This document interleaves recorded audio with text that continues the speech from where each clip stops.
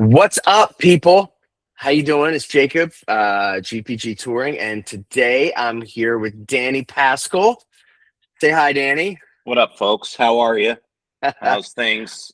And Danny is, I'm really looking forward to actually this talk with Danny because Danny and I have been playing together for longer than I think almost anyone on planet Earth that I've played music with. How long has it been now? It's like over 20 years.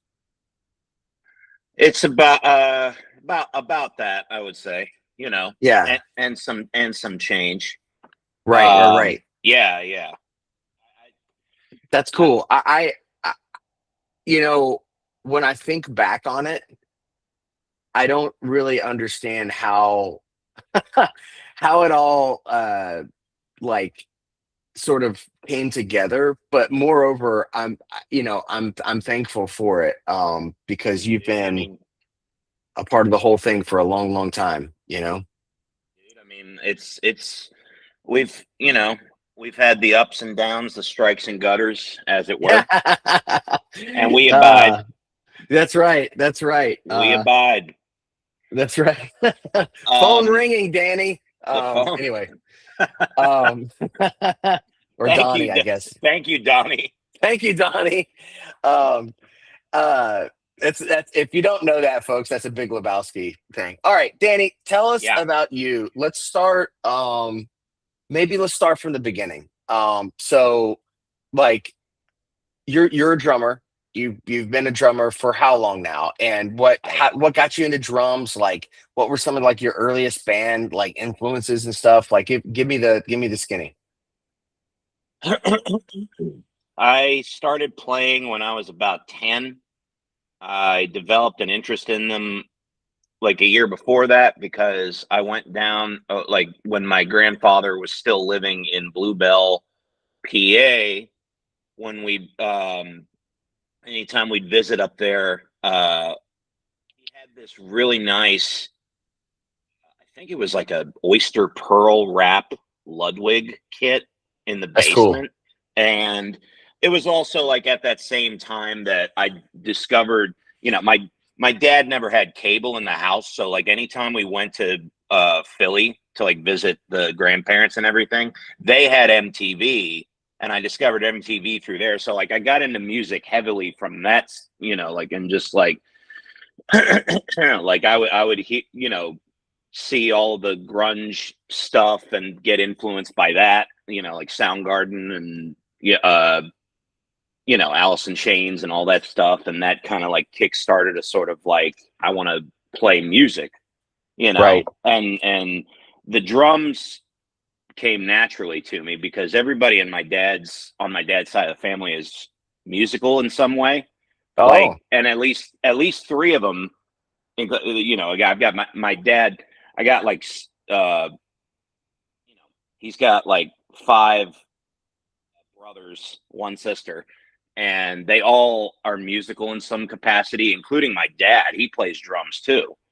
But I mean, he's a basement drummer, he just does it yeah. like it's a hobby. But like it was kind of one of those things that just came naturally to me because before that, my mom and dad tried to get me piano lessons, but I was too much of a young rapscallion to really pay attention to it. And so the drums just kind of came natural to me. And from there, I was just sort of like, you know, just went in full tilt. And it was like, obviously, I had my own things that I listened to. I listened to all the, alternative and metal stuff and prog and all that. I got into all that. And then at the same time, my dad was also like, here's James Brown, here's BB King, here's Bobby Blue Bland. And then my crazy uncles are like jazz fusion nerds. So they got me into that stuff. And meanwhile, my mom was listening to like the Cars and Madonna and all that sort of stuff. So it's like kind of you lump all that stuff in with like Slayer and things like that. You're just I would say it's a well-rounded musical education of sorts, and I would just try to play to everything and anything that I could. Played in bands a bunch, in from middle school through high school, and then came here to Atlanta to go to AIM, Atlanta Institute of Music, which is where I met you Yep. and many other people here. And since then, I've just been kind of along for the ride, you know? So, Yeah.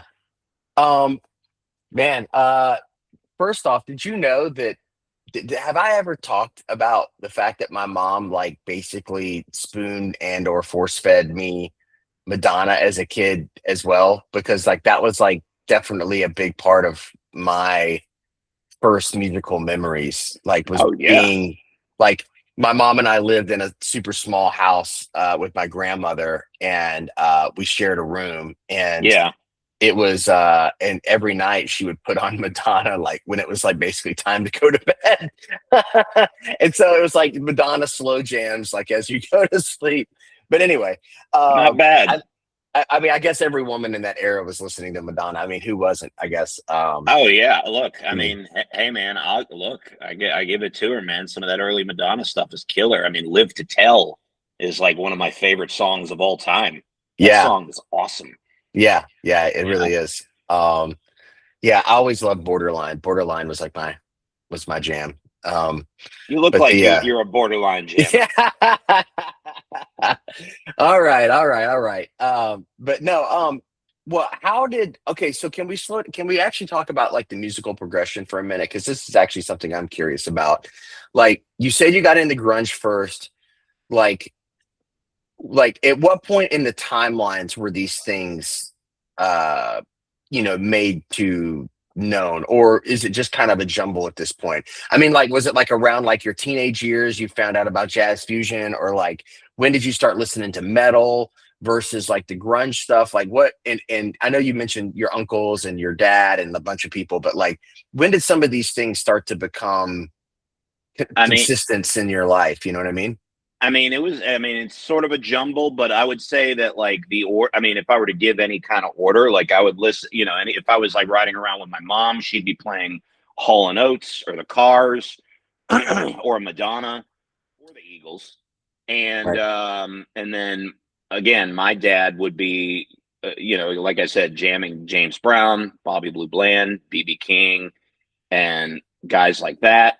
But also, I was like in my own world, like once I discovered Soundgarden and any of those bands from that era, I was all in, and then it just kind of grew from there. Like, once you get into teenage years, then you start like, then it was like Primus and Tool, and then all this other stuff, and then I want to get weirder, Mr. Bungle. All right, and from there, and I think it was like because my you know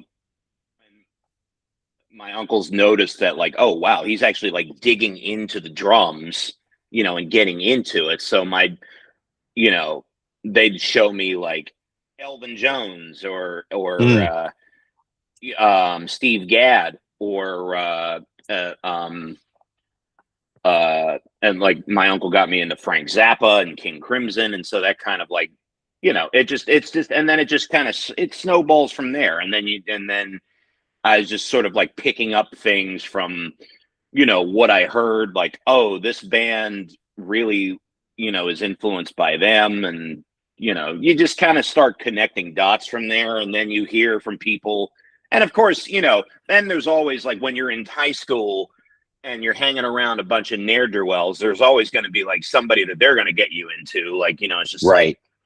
they're showing me acid bath and typo negative and all this other crazy stuff. And so it's just, it's a mixture of things, and all this stuff just, it shapes you in some way, and then it just kind of comes out of you whenever you're playing, in some capacity.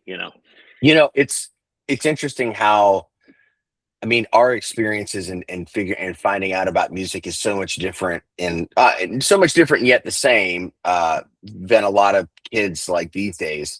Um, you know, sounds like to me that this was more of a who you were riding in the car with that day, and what you were getting type of situation. Because my family was Kind totally of. different than that, you know. But like, Yeah. I think that's cool that like so many different people in your family listen to so many different things, and that kind of like that all was accepted, Yeah. you know, rather than, you know, I like It's when I just first, this. exactly, yeah, yeah, yeah, just one thing, which was my, you know, I when I relate your story to mine, I mean, it's just so different. I was very like pipelined, you know, at different times of my life, you know, versus like you were just getting it all at once, like drinking through the fire hose, which I think is kind of cool.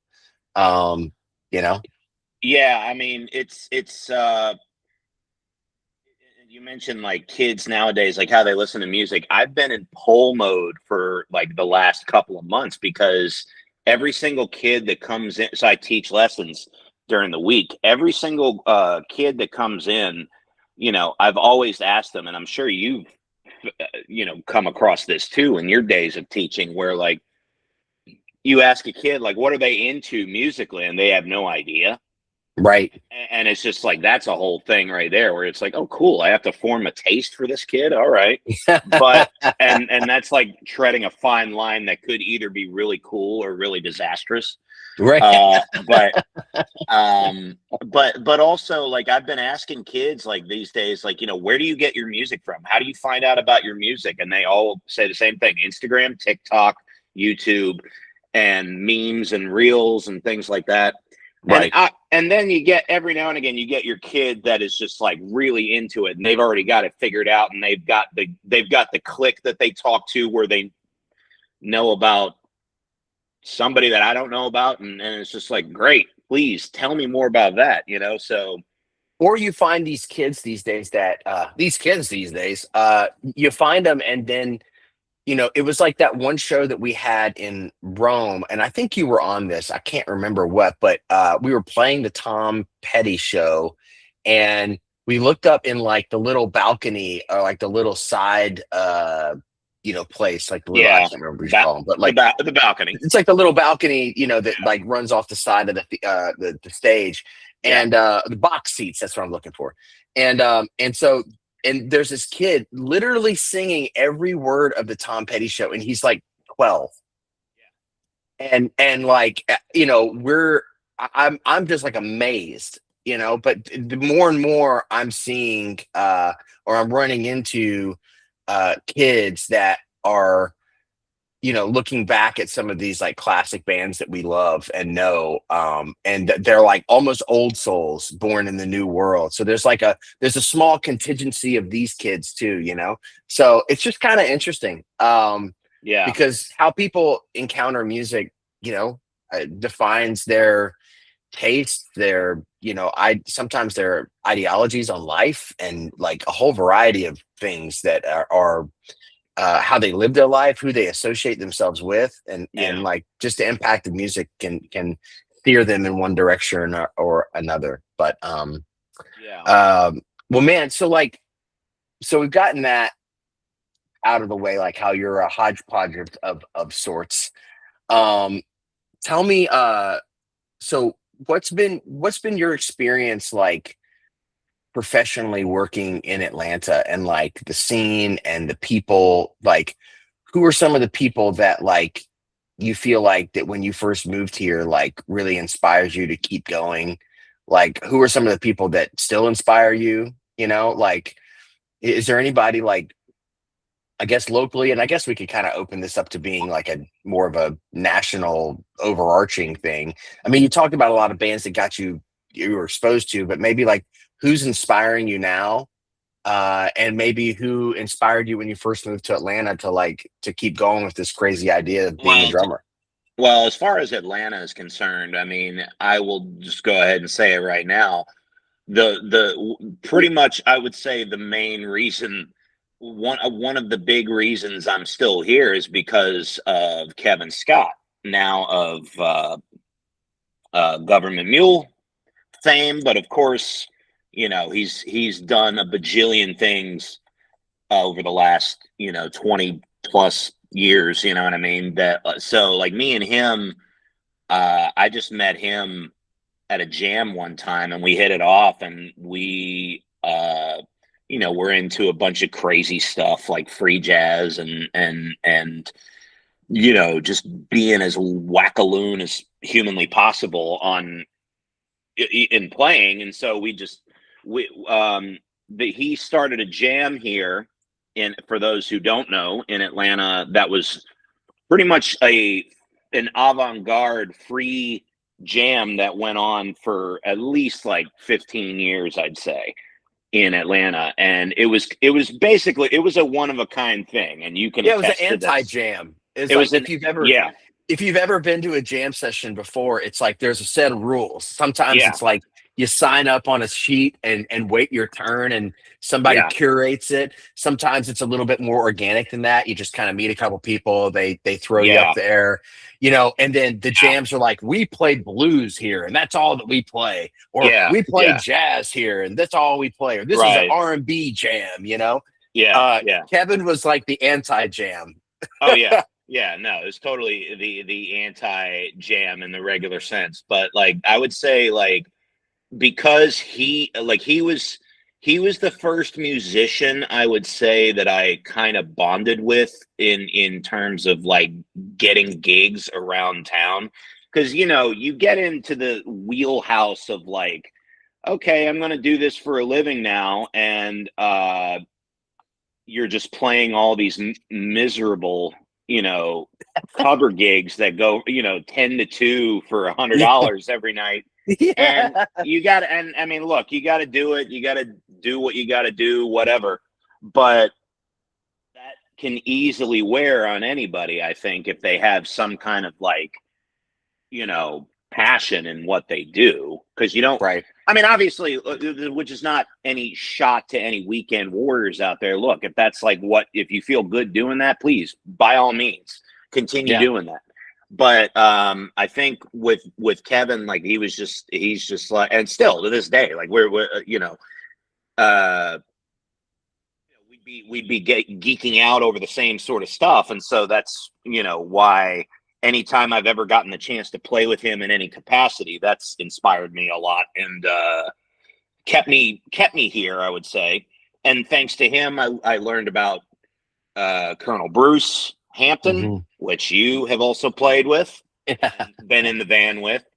And so yeah, and he was his own inspiration in and of itself, or outspiration, Outspiration. That's right. outspiration, and because and it was definitely and it's weird, man. Like again, I've mentioned like I've been along for the ride, but like in a weird way, that ride's taken me into some odd places. Like like eventually at one point, excuse me, at one point I toured with Ike Willis, rest in peace, from Frank Zappa's band for about Yeah. 2 years, and that was because the band leader from this other, there's like a bajillion Zappa tributes out there that have like original alumni, Right. and the band leader for this band just so happened to move from Michigan to Atlanta and put a post up in the place I was teaching at, and I'm just like, what are the chances of that? Yeah, Yeah.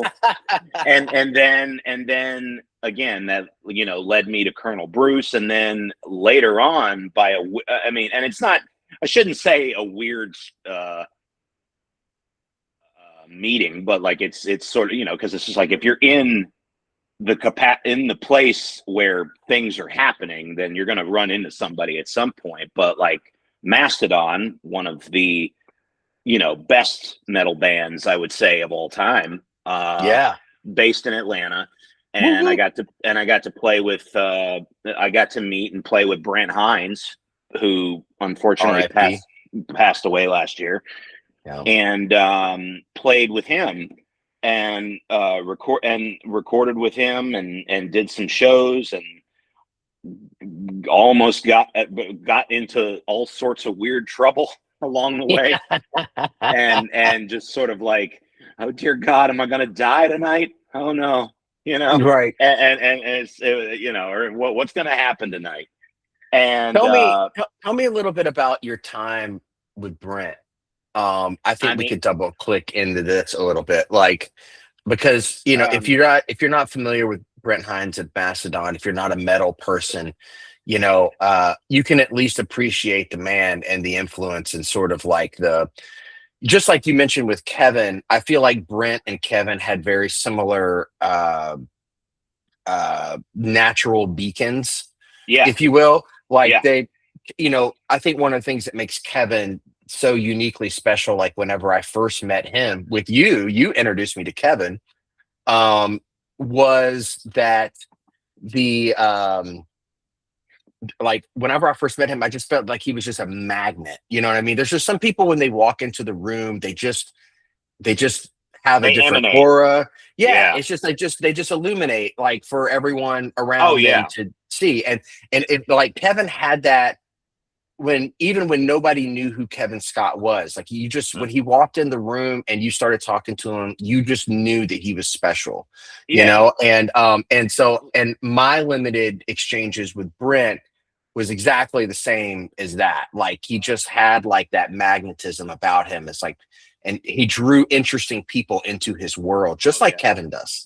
Well, Um, for starters, the reason for one reason for that is they're both Capricorns. well, there you go. Yeah, that's one thing. But like, well, I mean, like I mean, I was with Brent. He was just a tornado of chaos. That's the best way you could do anybody. If you talk to anybody around Atlanta, anybody that's toured with Mastodon, anybody that's toured with them or just been around his presence or whatever, that's Right. exactly what they would say the same thing. He was just a big, gigantic ball of chaos. Yeah. And you need that, I think. And I think in terms of like, I do believe there's something to be said about like how that I don't want to be cliched in saying the madness affects the art or whatever, but I think it kind of does. I mean, No, it does. there's Yeah. there's people that can like keep it like together to a certain degree and like just go and do their thing, but then for someone like that who is just able to like live in the exact moment, whether people whether they like whether it was for the benefit of uh I don't know how am I supposed to how am I going to say this without sounding I mean you tell me if this sounds weird, like whether it's going to be to the benefit or the detriment of everybody else Yeah. around. I mean, Right.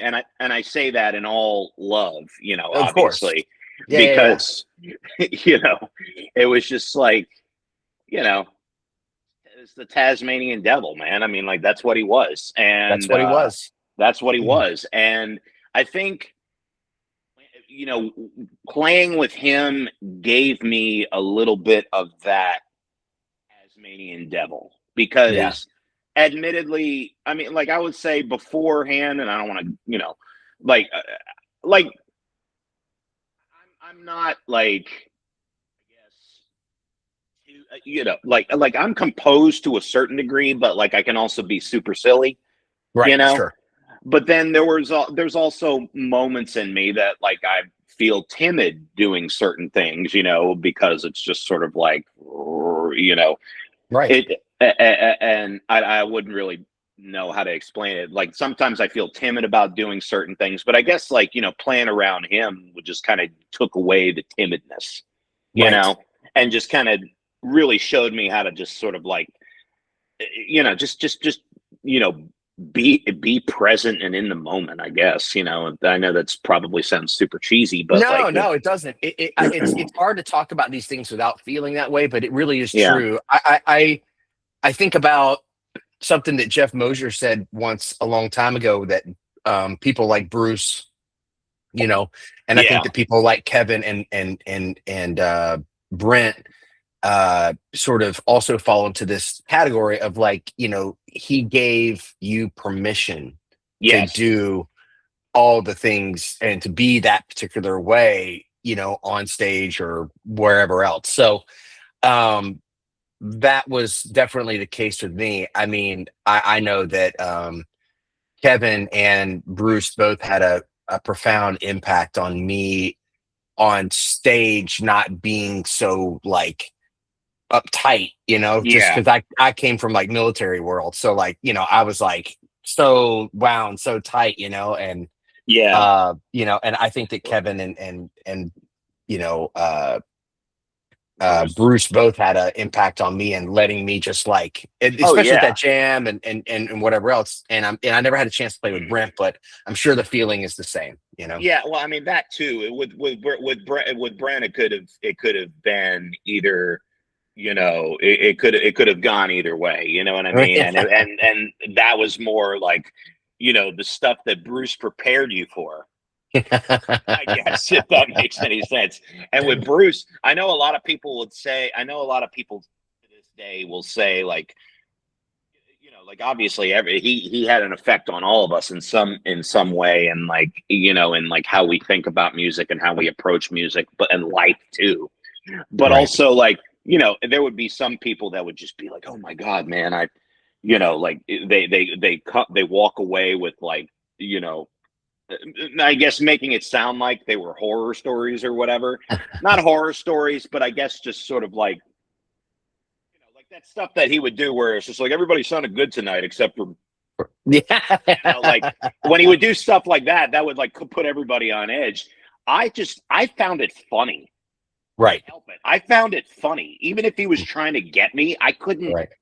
help but find it funny. And that's what he would tell me. He's like, God, I can't get him. He's an Aquarius. He's an Aquarius. That's He's right. not. He's not here. But yeah, no. So anyway. But yeah. No, I mean, either way. I mean, I would say they had a, all of them have had a big effect on me. You know, Right. uh, and thankful for that still. And I mean, obviously with Kevin, like he's still around to play and do stuff with. So like, Right. and I mean, and in the process of all that, like it's going back to like the scene in Atlanta. I mean, the scene that we had, I think, was pretty awesome. I mean, like Yeah. there's a lot of people that are going out and doing stuff now that are Yeah. great. And even though like half of us are kind of like, different states now, but still like people are starting to kind of like get their footing in you know I guess their career, or even or just like bigger things, like they're footing in life, they're footing in happiness, Yeah. the most important 100%.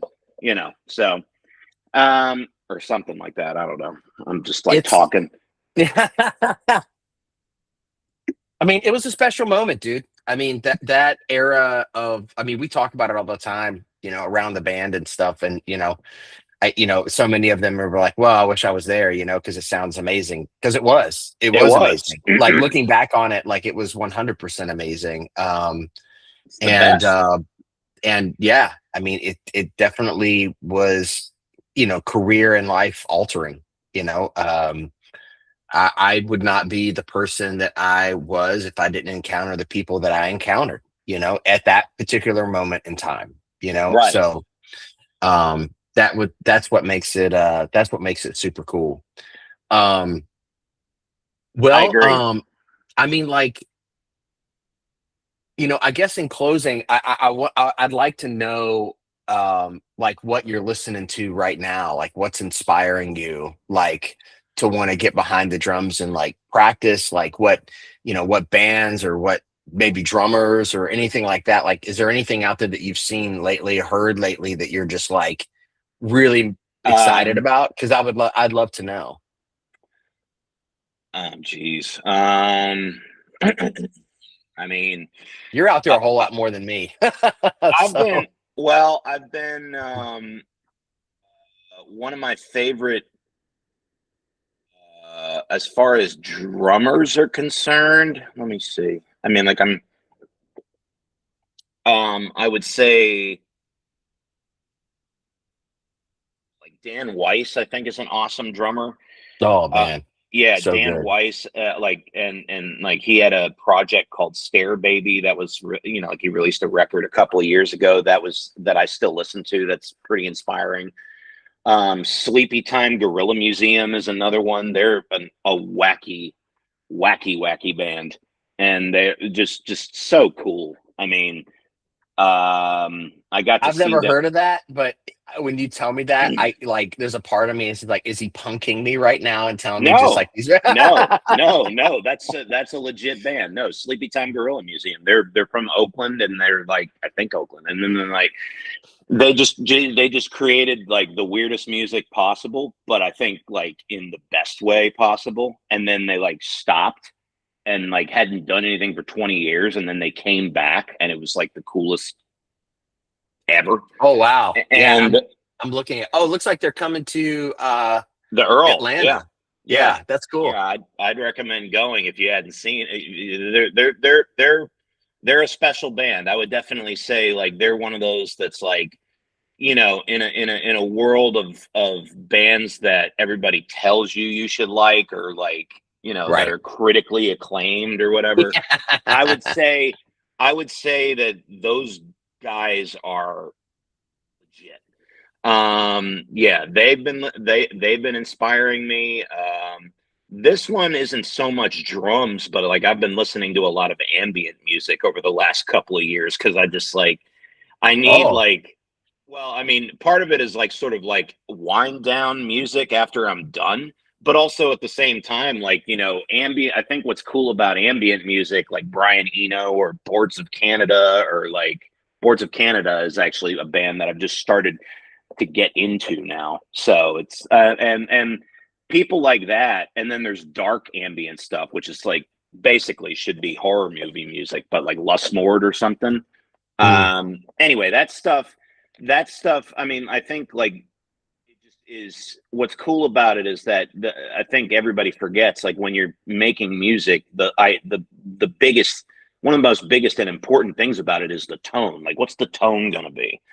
And yeah. I think with ambient music, I think that's all it is tone, you Right. know, that's all it is. And, um, yeah, I mean, I've just been going back and listening to Zappa lately, because Rush is now back out there with Annika Niles playing.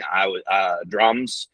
I've just been going Oh back and man, read. I saw those clips just the other day from the forum. She's like killing She's it. she's great, man. She's great. I think it's awesome that they're doing it. And like I'm looking at like the set lists that they're pulling out, and I'm like, oh shit, man. Like that's like, sorry, I can't curse on here. You No, can it's block it out. fine. Yeah. But yeah, no, I've been going back and re-listening to a lot of old Rush, and just been like, God, these guys rule. Like, I Yeah. don't know what, like, and I told you before, like years ago, where it was like I had a love-hate relationship with Rush, Yeah. where it was like I went through the period of learning everything that Neil Peart did, but then also like, no, I sound like Neil, just like Neil Peart. I can't do You're that. right. Yeah. And then also like, that whole music snob thing of like, oh, but you know what? There's deeper prog bands out there, and blah blah Right. blah blah blah. But then you come back around to it. It's like, no, Rush is cool. Right. Rush is cool. You know? I had a hard time outside of like the radio hits liking Rush. And I remember like our mutual friend Travis Cottle was like, he's like super into Rush. And I'm like, I'm not into Rush. Like I was just like not into it. But I gotta Yeah, tell you, man, it was something about that video that just got posted of, the new drummer gal yeah, that's doing it, and like seeing them still playing and sounding as good as they did, like, obviously, you know, he doesn't have the high note. Getty doesn't have the high notes that he used to, that's just no, but male. That's whatever. just how we evolve as humans here. But like, Right? Yeah, in the male voice, but like watching that video and see and like feeling like the energy from that clip oh uh yeah, made me actually crack open some Rush records and start like they're listening great, again. man. They're Yeah, great. I I mean, just, like, you hear things at the right time in your life, and then when it's time for you to hear it, you hear it, and before then yeah, you may not hear it, yeah, you know um exactly. I had the same experience with Bob Dylan. Like when I first heard Bob Dylan as a kid, I wasn't necessarily like really excited about it. Yeah, But when yeah, I heard Bob Dylan as an adult, as like a grown man, like, oh, like all of a sudden there's some things out of that music that just like hit me in the face, and like now I can't get enough of Bob Dylan, like it's Oh like yeah. defaultly like around me like so often. Ye- Oh yeah, um for sure. so but yeah, but everybody has bands like that. That's my point. Oh yeah. I mean, and I think what's cool about, I mean, with them is like, I feel like bands go through this thing, and it's just the way the business is. The business can kill you, everybody, in Right. some way, and you know, who people that were friends are no longer friends, and it's just a cash grab at this point. And then they're just gonna like, you know what, that guy's gone. Whatever, we'll pull this guy in, and it'll be fine. You know, it's like the idea of the band chemistry. That could be tested a lot. And I think what's cool about them is that they were kind of just these dorky dudes that stuck it through, and they're Right. still pals. And it's like, yeah, and you could feel that. And I think that's why that energy is there. And So, Alex was killing yeah. it. I mean, like Oh, he yeah. sounded he sounded great, man. I was, in the world of aging rock stars that don't sound great, and we can name a million of them. Lars, Yeah. um, like he sounded awesome, and so did Getty. So like Yeah. I was really inspired like by that clip, to be quite honest. All those videos that I was seeing. Yeah, man. I mean, it's good stuff. It's real good stuff. Yeah, that's awesome. Um, Well, dude, thanks for taking a little bit of time. Like, I think everybody that sees this is gonna like enjoy hearing it. You know what I mean? So, yeah, I mean, uh, those folks out there, come see us play. that's right. Come see us play. Buy a ticket. And yeah, we'll see you around the corner soon. Sick, Uh, Still recording.